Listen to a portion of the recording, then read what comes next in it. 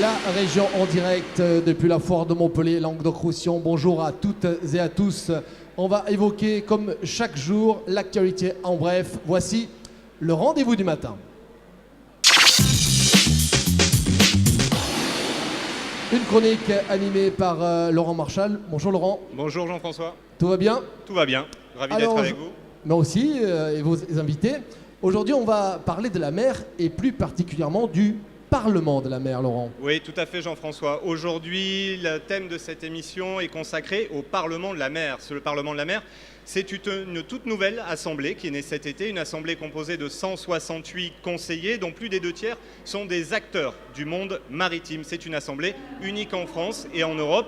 Avec moi ce matin pour en parler, Serge Payarès, vous êtes le président de la Fédération française des ports de plaisance. Bonjour. Bonjour. Et Patrick Toustou, vous êtes le responsable régional de la Fédération française de motonautisme et vous êtes également le président de la SNSM à Valras, le sauvetage en mer. Oui, tout à fait, bonjour. Messieurs, simplement pour tout de suite entrer dans le vif du sujet, est-ce que vous venez de deux filières nautiques tout à fait différentes? Est-ce que vous avez une définition commune déjà de ce Parlement de la mer? Quel est votre Parlement de la mer? Alors, en une phrase, vous avez posé plusieurs questions. Il est évident que nous sommes des filières totalement différentes, mais complètement complémentaires.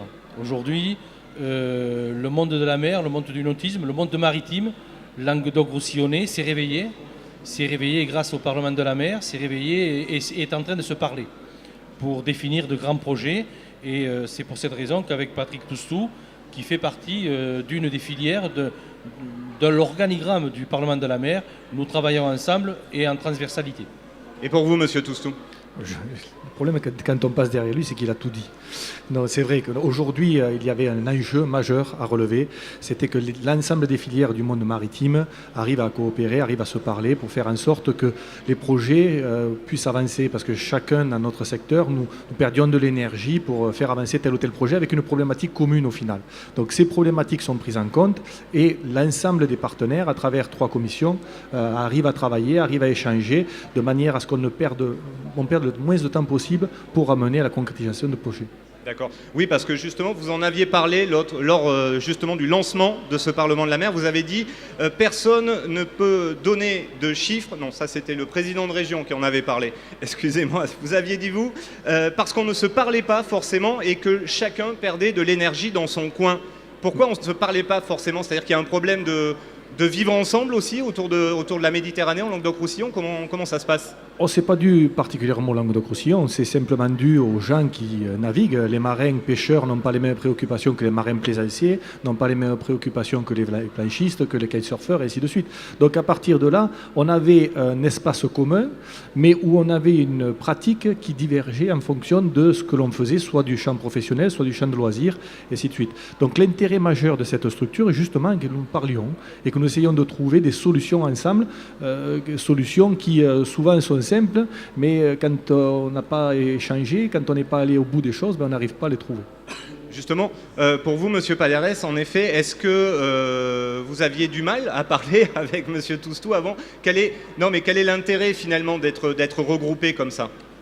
Alors là, vous prenez un mauvais exemple parce qu'avec Patrick, nous sommes amis depuis longtemps, donc on se parlait déjà depuis un moment. Non, mais moi, je vais être plus incisif que lui. Et il a parfaitement raison, et je respecte tout à fait son intervention. Je crois que le Languedoc-Roussillon n'était pas du tout tourné vers la mer, qu'il y avait d'autres priorités, et que le monde de la mer était une très vaste inconnue pour notre région languedoc-roussillonnaise, au détriment que bien souvent, des filières étaient complètement écartées, complètement marginalisées. Et aujourd'hui, il est évident qu'avoir un Parlement de la mer avec l'ensemble des acteurs, des utilisateurs de la mer, ne peut qu'apporter, je dirais, une pierre à l'édifice très importante pour créer une dynamique forte, créer une dynamique économique très intéressante et surtout créer de l'emploi et de la pérennité dans nos entreprises. Et justement, sur ce secteur-là, c'est ce que je voulais dire tout à l'heure, c'est que le président de région, Christian Bourquin, avait justement dit que personne ne peut aujourd'hui donner un chiffre précis sur l'ampleur et les retombées de cette économie. C'est vrai que ça paraît incroyable parce que c'est forcément une force vive dans notre région. Il a raison. Quand il aura tort, je le dirai aussi, mais là, pour une fois, il a raison. Et effectivement, nous allons être, et j'en suis convaincu aujourd'hui, la première force économique de la région. Quand les chiffres vont être annoncés, c'est que ça va être quelque chose de très très très important. Est-ce que justement, parce que quand vous parlez de première force économique, il y a tout dedans, c'est-à-dire qu'il y a la pêche, il y a le nautisme, il y a l'activité évidemment des ports de plaisance. Est-ce que justement, il y a cette nécessité de fédérer au sein de ce Parlement et cet aspect de fédérer justement tous ces acteurs, qu'est-ce qui peut permettre de différent par rapport à ce qui avait été fait avant ? Mais avant, il ne se faisait rien. Donc je veux dire qu'on part de zéro. Je caricature, c'est évident, mais rien de significatif. Aujourd'hui, avec cette force économique qui est très importante et qui est en marche aujourd'hui, ça sera très difficile d'arrêter ce processus. Nous allons mettre en place tous ensemble un processus économique très fort, social, culturel et patrimonial. Oui, une des problématiques que nous avions aussi, c'est que nous sommes tellement intégrés à notre territoire. Les pêcheurs, les ports de plaisance, les acteurs du motonautisme, les pêcheurs plaisanciers, ainsi de suite. Les gens avaient perdu la notion de ce que cela représentait. Aujourd'hui, Serge vient de le dire, il a raison, on est en capacité aujourd'hui de dire voilà, nous représentons X personnes, on l'a vu, nous sommes 168 dans ce Parlement, on s'est aperçu qu'il y avait eu plus de 300 candidatures, il y a plus de 1000 personnes au forum, donc ça veut bien dire que quelque part nous représentons quelque chose et nous n'avions pas jusqu'à maintenant la capacité pour des problématiques diverses, parce que justement nous sommes sur des territoires et intégrés dans un territoire, nous n'avions pas forcément identifié, nous n'avions pas forcément collationné l'ensemble des informations. Aujourd'hui, c'est un élément fort. Serge l'a dit, économiquement, le motonautisme, la pêche, la plaisance, les ports de plaisance, et ainsi de suite, ça représente une force économique monstrueuse. Et à nous, aujourd'hui, à travers une structure qui permet de regrouper tous les acteurs, de mettre en exergue ce que cela représente et quelle est la potentialité pour notre région et l'atout pour notre région. On a tourné le dos à la mer. On oublie qu'historiquement, une grande partie du développement du Languedoc-Roussillon était autour de la mer. On a oublié un petit peu tout cela. Aujourd'hui, il y a une volonté de le remettre en avant. C'est quelque chose de très, très, très important. Et c'est quelque chose qui, s'il est très bien travaillé, s'il est très bien mis en œuvre, peut montrer des potentialités monstres du Languedoc-Roussillon. On le voit déjà par vos réflexions, ce Parlement de la mer, ce n'est pas une coquille vide. Comment on va pouvoir percevoir la force de proposition de ce Parlement et la concrétisation de ces actions ? Alors, il est tout jeune, tout neuf. On voit bien que les premières initiatives, sans doute, seront menées dès 2014. Mais comment les gens vont pouvoir percevoir justement l'action de ce Parlement ?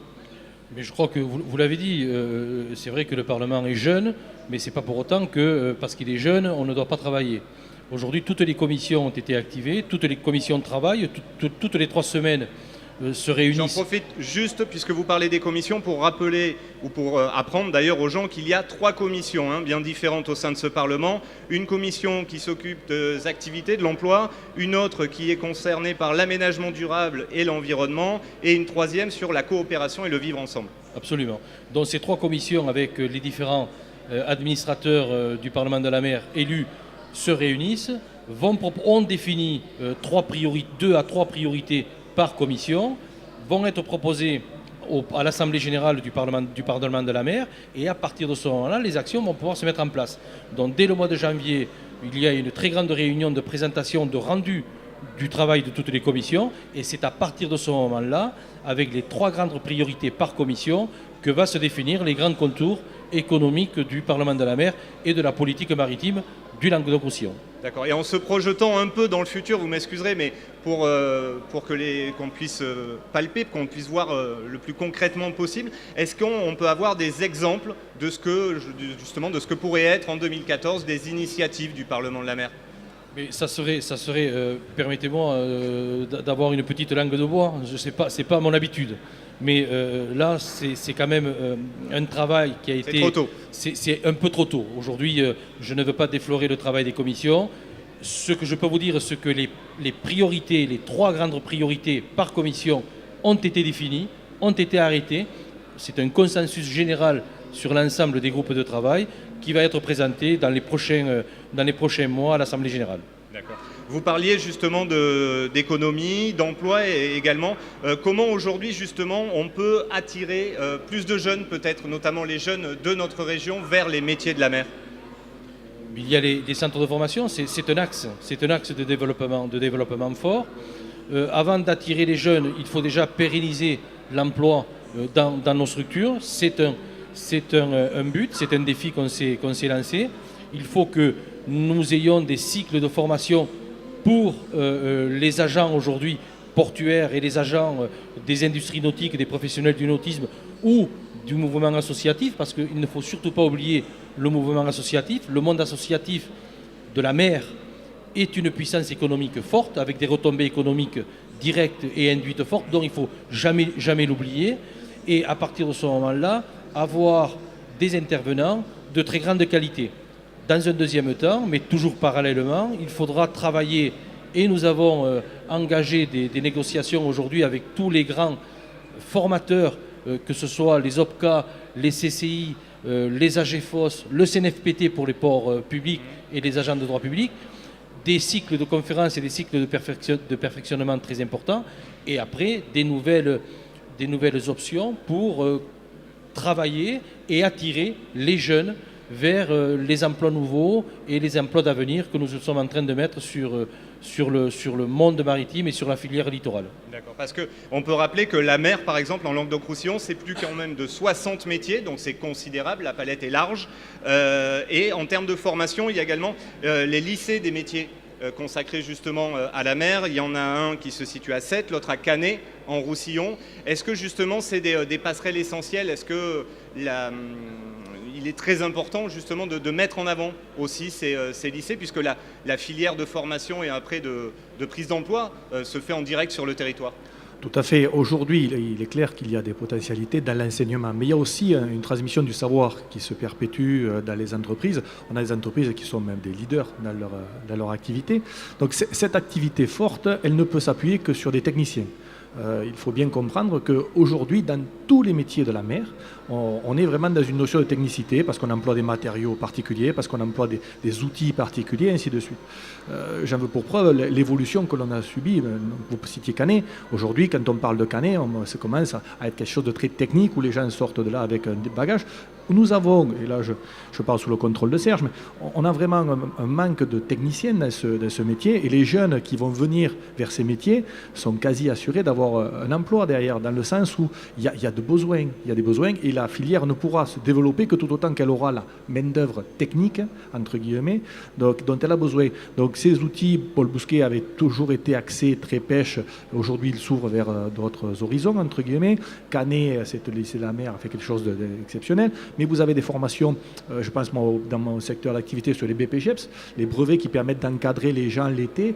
Vous avez des activités, des diplômes qui sont en train de être mis en place dans le monde de la voile. Voilà. Donc tout ça sont autant de potentialités pour des jeunes de vivre sur leur territoire et souvent de leur passion. Il serait dommage qu'on n'arrive pas à faire ce lien et leur donner cet outil.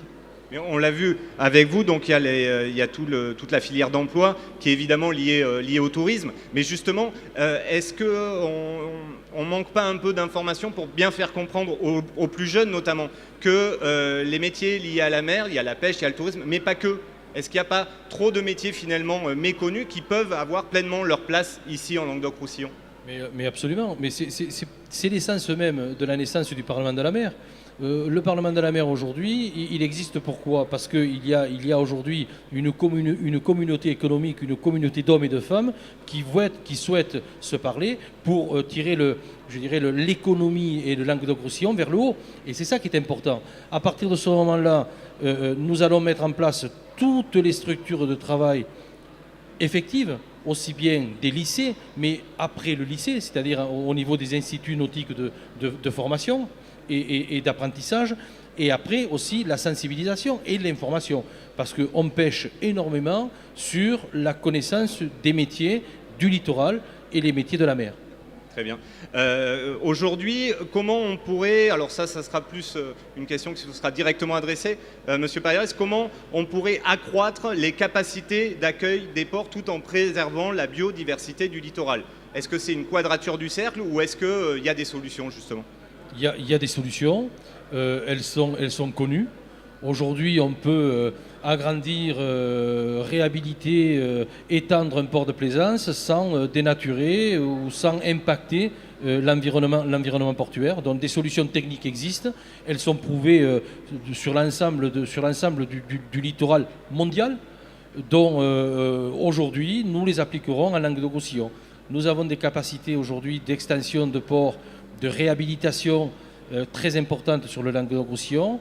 Il faut savoir que le manque d'anneaux aujourd'hui sur le Languedoc-Roussillon est de 15 000 anneaux. C'est quand même colossal, tout en sachant que 15 000 anneaux, il faut le traduire en emploi, c'est 300 emplois. Donc 300 emplois sur une région comme la nôtre, on ne peut pas le laisser de côté et on ne peut pas y travailler. Donc aujourd'hui, ce qui est clair, c'est qu'il y a, et nous allons rentrer dans un programme d'extension, de réhabilitation, d'optimisation de plans d'eau, d'espaces délaissés par d'autres activités pour créer de la richesse et surtout de l'emploi. Est-ce que justement toute la force de ce Parlement de la mer, ça peut être d'arriver à concilier le développement économique aussi et l'environnement ? Ça peut être vrai avec des fois la pollution qui peut être générée l'été par l'afflux des touristes, par, excusez-moi Monsieur Toustou, éventuellement des pratiques dans le motonautisme. Donc est-ce que justement c'est l'un de ses intérêts, il est là aussi, c'est d'arriver à avancer, mais avancer le plus intelligemment possible ? De toute façon, le développement économique ne se fera pas sans un développement que je qualifierais d'écologique. Aujourd'hui, les gens qui pensent qu'ils ne pourront faire que de l'économique ou que de l'écologique, ils sont à côté de la plaque, c'est clair. Alors, quelle est la problématique aujourd'hui ? On a besoin de développement économique parce qu'on a besoin de faire travailler les jeunes et les moins jeunes sur notre territoire. On a besoin de vivre de notre territoire. On a besoin d'accueillir des gens qui viennent sur notre territoire. Il y a 30 000 personnes qui arrivent sur le Languedoc-Roussillon et ces gens viennent la plupart du temps sur le littoral. Donc, on a besoin de leur offrir des services, on a besoin de tout cela. Donc, si nous avons un outil, et je pense que c'est la force du Parlement de la mer, et là je rejoins Serge, de fédérer les gens pour faire en sorte de faire avancer les projets en faisant au départ une forme de consensus pour voir ce qu'il est possible de faire les uns et les autres pour que ça se passe au mieux, ce sera la plus belle victoire du Parlement de la mer. Moi, la commission que j'ai le plaisir de représenter, c'est coopération et vivre ensemble. Je crois que le vivre ensemble aujourd'hui, c'est très important. Alors, c'est très important à deux niveaux. Le premier, c'est parce que comme nous le disions, nous ne nous étions pas parlé jusqu'à maintenant ou difficilement. Donc là, c'est un des aspects très positifs du Parlement de la mer, c'est que nous soyons tous réunis, que ce soit à travers des commissions ou après un séance plénière. Et vous savez comment ça fonctionne. Après, quand on se parle, on trouve des solutions. Les consensus, c'est souvent entre les deux positions et on arrive à faire des choses. Ça, c'est le premier élément. Et le deuxième élément, c'est que le développement économique dont parle Serge, il va être appuyé sur une partie nautique, mais il va générer des emplois à côté qui vont eux-mêmes générer des services et ainsi de suite. Donc, nous avons un potentiel qui a été, on va dire, oublié pendant un certain nombre d'années sur l'aspect maritime. Nous avons un territoire qui a plus de 220 km de côte, qui a plus de 70 ports de souvenirs. Voilà, se priver de ce développement serait une erreur. Et je pense que la région avait bien perçu cela. Le président Bourquin avait bien perçu cela. Il a imaginé un outil et puis il nous a dit quelque chose de très important. Le Parlement sera ce que vous en faites. À nous aussi de porter des projets, d'amener des projets, et puis de dire, voilà, nous communauté maritime, nous pensons que ceci ou cela peut être mis en œuvre et que ce sera un plus pour notre région. Oui, mais je voudrais ajouter, Patrick a raison, mais c'est que le problème de l'environnement, et vous avez raison de le souligner, est très important. Mais ce n'est pas un problème que du littoral. Aujourd'hui, moi, je voudrais sensibiliser toutes les collectivités qui sont en amont de l'arrière-pays, en amont du littoral, qui, eux, doivent aussi se soucier de ce que le rejet se fait dans les cours d'eau et qui revient sur le réceptacle du littoral. Donc aujourd'hui, ce n'est pas simplement l'environnement un problème du littoral, c'est un problème, je dirais, de conscience générale pour que ce littoral soit optimal, qu'il soit, je dirais, exemplaire, qu'il soit d'excellence. Il faut qu'il y ait des comportements, je dirais, respectueux de l'environnement, mais pas uniquement sur le littoral, aussi sur l'intérieur des terres. C'est très intéressant ce parallèle justement avec l'arrière-pays ou même éventuellement la Lozère, parce que peut-être que ce Parlement, ça peut permettre aussi de mieux se comprendre, de mieux se connaître il y a cet aspect environnemental, en effet, les rejets, donc vous le récupérez sur les ports, sur le littoral, mais il y a également l'inverse. C'est-à-dire qu'on peut dire aussi, vous faites attention à nous, à préserver notre milieu, mais nous, on peut vous renvoyer la balle. C'est-à-dire que je sais par exemple que, alors j'avais été tout étonné, mais lors du lancement du Parlement de la mer, vous, M. Paillarès, vous aviez parlé de Mende et de la Lozère, mais Oui. qu'à voir au départ la Lozère avec le Parlement de la mer. Mais alors, beaucoup. Pourquoi Parce que la Lozère a une filière bois très importante, a des centres de formation bois très importants, et on sait que nos bateaux, certains bateaux, une partie de notre flotte, c'est du bois. Donc pourquoi ne pas avoir en Lozère des centres de formation pour travailler le bois et pour que ce bois, à un moment donné, arrive sur nos côtes, sur nos bateaux, avec des professionnels, je dirais, de qualité et avec un savoir-faire très important et qualitatif pour le Languedoc-Roussillonnais. Oui, tout à fait. J'avais eu le plaisir d'aller à Mende quand nous avions évoqué, tu te rappelles, ce Parlement de la mer. Alors déjà, nous a dit à Mende, qu'allez-vous faire à Mende? Déjà, la première des choses, le territoire de la Lozère, c'est le Languedoc-Roussillon et c'est un projet Languedoc-Roussillon. Moi, dans ma commission, j'ai la chance d'avoir des gens de la Lozère et croyez-moi, ils sont très actifs parce que le littoral, on est dans une notion de bassin versant, donc l'eau, ce que vient de dire Serge, quand nous leur disons, mais l'eau, la qualité de l'eau que vous nous envoyez, c'est celle que nous réceptionnons, il y a ça. Il y a deuxièmement, il y a une filière autour de tout ce qui est pisciculture, il y a une filière autour du traitement de l'eau. La Lozère a été sur une notion, entre guillemets, verte, et ils ont une expertise et des éléments à nous apporter. Donc, soyons clairs, aujourd'hui, l'arrière-pays impacte le littoral. Ce qui se passe à Mende, entre guillemets, un jour ou l'autre, on va le retrouver en Méditerranée. Donc, quelque part, la démarche, elle doit être collective. Et elle est collective dans le sens où ces gens-là, on les a intégrés dans le projet et ils ont pris leur place en disant, mais d'accord, Banco, on est avec vous et on avance sur ce projet parce que nous y croyons. Et parce que aussi, ils sont conscients de l'impact qu'ils peuvent avoir, positif ou négatif, mais ils sont tout à fait conscients de l'impact qu'ils ont sur le littoral. Nous traversons une crise économique très importante. Ça, tout le monde le sait. Malheureusement, nous y sommes toujours et nous n'en sommes pas encore sortis. Donc, il est évident que la moindre solidarité, la moindre main tendue que l'on fera entre les acteurs économiques sera très importante. Et il faut savoir quand même que sur le Languedoc-Roussillon, sur le littoral, avec les ports lacustres, les ports fluviaux et les ports maritimes, c'est 100 000 usagers de la mer. Donc, les produits qui sont faits en Lozère, dans l'arrière-pays, doivent être consommés et doivent être apportés à une clientèle nouvelle. Et on apporte aussi à l'arrière-pays une image littorale, maritime, qu'il n'aurait pas eu. Donc c'est ça aussi, cette valeur ajoutée qu'on apporte, le littoral et l'arrière-pays, avec Odyssea, comme on en a parlé, c'est la main tendue, la solidarité des économies interactives et transversales. Est-ce que justement il y a un côté caisse de résonance avec ce Parlement de la mer? Est-ce qu'on va pouvoir porter comme ça, là on le voit, les multiples questions que génère ne serait-ce que notre discussion, est-ce qu'il y a des thématiques justement qu'on n'avait pas abordées? Ça peut être celle-là, c'est cette notion du lien entre l'arrière-pays et le littoral. Est-ce que justement vous percevez déjà dans le début de vos travaux des thèmes qui arrivent et auxquels finalement on ne s'était pas assez consacré avant? Peut-être pas qu'on s'était pas assez consacré avant, c'est peut-être qu'on n'avait pas abordé les choses dans le bon sens. Là aujourd'hui, quand l'avantage du Parlement de la mer, comme je vous dis, dans la même commission, moi j'ai des gens du littoral et des gens de l'arrière-pays. Mais quand la discussion est ouverte, elle est ouverte avec les deux secteurs géographiques. Donc la discussion entre ces deux secteurs, elle permet de générer rapidement à minima des points de vue et avoir des solutions.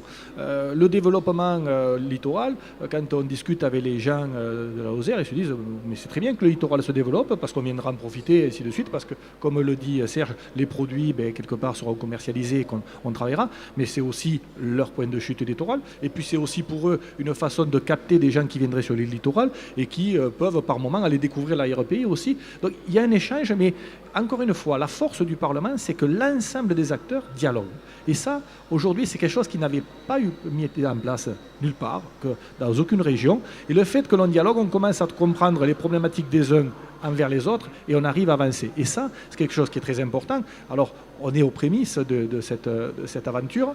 Déjà, on s'aperçoit que les commissions travaillent. On a des rendus au niveau des travaux réalisés qui sont de belles factures. À nous, après, de valoriser tout cela et d'arriver à trouver les potentialités et arriver à faire derrière des projets. D'accord. Avant de conclure, simplement vous demander, le Parlement de la mer, il y a 168 conseillers, des présidents de commission comme vous, mais il y a également un forum. Donc que permet ce forum? Est-ce que vous savez déjà combien il y a de gens sur votre forum et qu'est-ce que ça génère pour vous ce forum? Alors, le Parlement de la mer a été décomposé en deux parties, entre guillemets, donc la fameuse assemblée des 168, et puis un forum. Le forum, l'idée est la suivante. Les gens qui veulent connaître l'actualité maritime, la vie maritime, les acteurs maritimes, et ainsi de suite, sont sensibles à cette démarche, mais n'avaient pas forcément l'outil. Le forum va permettre de communiquer un certain nombre d'éléments. Par exemple, il y a un agenda des manifestations nautiques qui est communiqué aux gens du forum. Il y a l'attendu des travaux que nous réalisons qui va être communiqué aux gens du forum. Et puis, les gens du forum viendront une fois par an dans une assemblée plénière où nous présenterons les travaux et nous pourrons échanger. Donc les gens qui sont au forum sont des acteurs. Alors on ne pouvait pas avoir 1000 acteurs, vous vous rendez bien compte qu'on ne peut pas avoir des commissions avec 300 personnes, ce serait un peu compliqué à gérer. Et donc on a entre guillemets extrait de ce forum les 168 qui sont représentants au sein des diverses commissions, mais la logique elle est de dire c'est pas pour le fermer sur les 168, au contraire, c'est de dire les 168 travaillent, rendent compte aux 1000 et plus, et au fur et à mesure on arrive à faire des échanges et on arrive à avancer. D'accord. Comme nous touchons à peu près à la fin de cette émission, je propose à Fabien de nous rejoindre. Alors messieurs, Fabien, tous les jours dans cette émission, nous rejoint pour nous livrer les réactions. Bonjour Laurent, bonjour sur messieurs. Twitter. Alors pas mal de réactions aujourd'hui sur Twitter. Bonjour à tout le monde. La première question vient de Skip66. Bon. Si c'est possible, comment faire pour être membre du Parlement de la mer? Voilà, je rebondis à ce que vous disiez à l'instant. Est-ce qu'on peut être membre? Donc on vient de parler du Oui, forum. Exactement. La région avait ouvert cela et vous pouvez être membre du forum, c'est-à-dire vous serez membre du Parlement de la mer et vous serez donc mis en liaison avec toutes les informations de la région à travers l'activité nautique, des manifestations nautiques, de la vie du Parlement de la mer. On a décomposé ça après en assemblée et en commission, mais réellement les gens qui sont au forum font partie du Parlement de la mer. C'est pas une sous-catégorie, loin de là. Juste, je rebondis, il y a une inscription préalable, il faut faire quoi en fait? Donc sur le site de la région, il y a on va cliquer sur l'icône Parlement de la mer et on va pouvoir accéder à une fiche et à partir de là, vous rentrez bien sûr une adresse électronique et vous recevrez les informations au fur et à mesure. D'accord. Une deuxième question. Oui, bien sûr, Fabien. Une question de Sylvain Verchamp. Ça reprend un peu ce que vous disiez aussi. Il manque des anneaux et ceux existants sont trop chers. Quelles sont les solutions? Alors, il manque des anneaux, certes, nous y travaillons. Il y en a qui sont trop chers. Vous savez, c'est toujours pareil. C'est bouteilles plastiques ou bouteilles vides, là. Ils sont trop chers. Aujourd'hui, le Languedoc-Roussillon fait partie des régions les moins chères de France. Voilà. Donc, ça, c'est une évidence, c'est une réalité. Après, c'est cher, tout est en fonction des services qu'ils ont rendus. Voilà, c'est toujours pareil. Voilà. C'est hôtel 2 étoiles, 3 étoiles, 4 étoiles. Donc, pour moi, ce n'est pas un critère, la cherté, c'est le service surtout. Est-ce que simplement, justement, on peut en profiter pour rappeler, par exemple, quel est le coût moyen d'un anneau à l'année? Et vous parliez de différents services, simplement peut-être rappeler ce que permettent les ports aux plaisanciers aujourd'hui? Le prix moyen, vous savez, c'est en fonction du bateau moyen. Chez nous, c'est entre 8 et 12 mètres le bateau moyen. Mais c'est le bateau moyen. Donc on peut s'attendre à 2000 € par an avec l'eau et l'électricité et avec des services quand même, je dirais, exemplaires sur les ports. D'accord. Fabien, d'autres réactions peut-être? Oui, plein aujourd'hui. Marqué Cécile qui pose une question plus précise. Peut-on limiter la prolifération des plages privées sur notre littoral? Est-ce que c'est le rôle du Parlement de la mer justement? C'est le rôle, oui, c'est le rôle du Parlement de la mer de se soucier, je dirais, de l'ensemble du littoral. Après, les plages privées, nous sommes quand même, c'est la loi française interdit les plages privées. Interdit les plages privées. C'est-à-dire que l'accessibilité à la mer doit être toujours rendue publique. Après, vous avez des concessions de plage qui sont, je dirais, limitées dans la superficie et qui sont, je dirais, commercialisées et commercialisables. Si c'est les plages privées au niveau des concessions, ce que veut dire Marc Cécile, c'est ça. Une toute dernière réaction? Dernière un peu générale de Passion Mer. Quelles sont les spécificités de la Méditerranée en Languedoc-Roussillon? S'il y a des spécificités, mais il y en a plein, j'imagine. C'est une vaste question peut-être. Les spécificités, déjà, c'est tout l'aspect, on va dire, du littoral. On a un grand littoral avec une partie sableuse, avec une côte qui monte très progressivement, qui offre des potentialités. Et puis, on est bordé sur la partie catalane avec toute une partie rocheuse. Donc, on a vraiment quelque chose de très particulier dans le sens où on a presque les deux opposés, du sable à la roche. Donc, ça, c'est un premier élément. Deuxième élément, c'est qu'on a une zone où on arrive à faire des sports liés au vent sans problème, puisqu'on a des endroits spécifiques. Et d'ailleurs, le mondial du vent n'est pas là par hasard. Donc on a plein, la spécificité de la Méditerranée, je crois, c'est que nous avons plein de petits atouts à chaque endroit et qu'aujourd'hui, le Parlement de la mer a pour but de fédérer la force de tous ces petits atouts mis bout à bout. Et je dirais, j'ajouterais, nous avons une particularité en Languedoc-Roussillon qui est définissable peut-être en Bretagne, mais nous avons le fameux canal du Midi. Et le canal du Midi, c'est 70 haltes fluviales. On peut découvrir le tourisme fluvial vert tout en accédant rapidement à la Méditerranée. Voilà. Très bien, merci beaucoup messieurs, merci Fabien. Voilà Jean-François, c'en est fini pour ce matin. Ça en est fini. Alors, on va peut-être annoncer ce qui va se passer demain. Merci messieurs, évidemment. Qui allez-vous recevoir demain matin dans le rendez-vous du matin? Alors demain, nous recevrons ici même à 11h15 Bertin Naoum de MedTech et nous discuterons justement avec lui de ses innovations, de son fameux robot Rosa. Et Bertin Naoum qui a été décoré d'ailleurs récemment par Fleur Pellerin. Fleur Pellerin, décidément, il collectionne les titres et les récompenses, y compris au niveau mondial, mais ça je pense qu'on l'évoquera demain matin. Quant à nous, après cette rubrique, on a rendez-vous à 12h avec celui qui a gagné un dîner presque parfait. Vous le savez, c'est votre rendez-vous quotidien.